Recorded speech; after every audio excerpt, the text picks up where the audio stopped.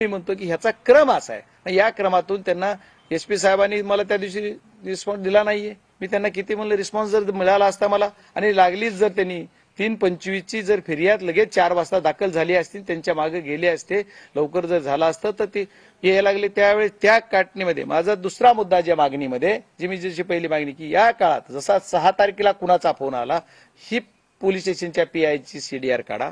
दुसरा मुद्दा माझा आज आहे की 9 तारखेला ही घटना घडल्याच्या नंतर सरपंचाच्या भावाला कोण कोण बोललं आणि पोलीस स्टेशनला कोण बोललं, तिथं बनसोड नावाचे पीआय, त्यांना कुणाचा फोन आला, बनसोडचा सुद्धा सीडीआर काढा. खरा तपास करायचा आहे ना.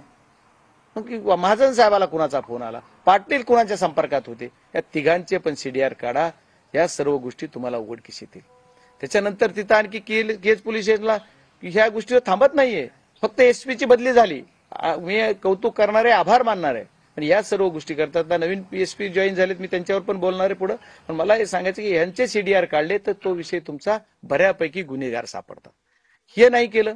मग त्याच्यानंतर त्यांनी सांगितलं की आम्ही 2 आरोपी अटक केले, 3रा आरोपी आम्ही उचलून आणला, 3रा अटक केला, 4था सुद्धा ते म्हणतात की आम्ही अरेस्ट केलंय.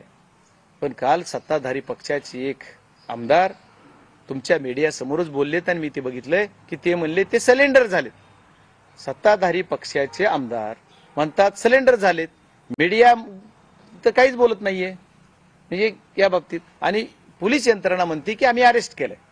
मग याच्यामध्ये तफावत काय ती, मग खरं काय, अटक झाली की सिलेंडर झालेत?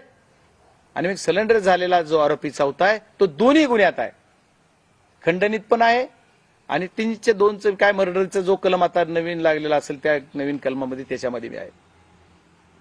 मला हे सांगायचं की ह्या सगळ्या गोष्टी घडत असताना आणि खंडणीचा गुन्हा मग तुम्ही त्या दिवशी दाखल करून घेतला नाही 9 तारखेला किंवा ज्या दिवशी 29 तारखेला, हा गुन्हा नंतर परत पुन्हा 10 तारखेला संध्याकाळी होतोय आणि ते एसपी येतात, ते सुद्धा पोलीस स्टेशनला दाखल होत नाही असं म्हणतात. सुरुवातीला कुठं येऊन दुसरीकडे बसून टाईप करून म्हणजे किती दहशत आहे. हे कुणाची दहशत होती हे सुद्धा पीएसआयनी पीआयनी सांगितलं पाहिजे. एसपीनी स्वतः येऊन तो गुन्हा दाखल केला, ठीक आहे, त्यांचं कौतुक आहे, आपण त्याच्याबद्दल माझं काय म्हणणं नाही. जी घटना घडते त्याच्यावर केलं पाहिजे. या सर्व घटनेतून मग ही क्रम का चुकवले गेलेत. आणि आज सुद्धा एकच सर्वात महत्वाचा बीड जिल्ह्याच्या सर्व जनतेला वाटतंय की संतोष देशमुखच्या आत्म्याला शांती मिळाली पाहिजे. त्याच्या कुटुंबाला, आम्ही जी कुटुंबाच्या शेजारचे सगळे लोक आहोत, आम्ही बरोबरचे जी प्रेम करणारे लोक आहोत, यांची आमची सर्वांची एकच मागणी, त्या मारेकऱ्याला फाशी झाली पाहिजे, त्याला कठोर शिक्षा झाली पाहिजे. मास्टर माइंड कोण आहे त्याच्या सहित शिक्षा झाली पाहिजे. एका दोघाला शिक्षा काय, ही शिक्षा झाली पाहिजे. ह्याचा खरा कोण मास्टर माइंड आहे, याला कुणी घडवलंय, याला शिक्षा झाली पाहिजे.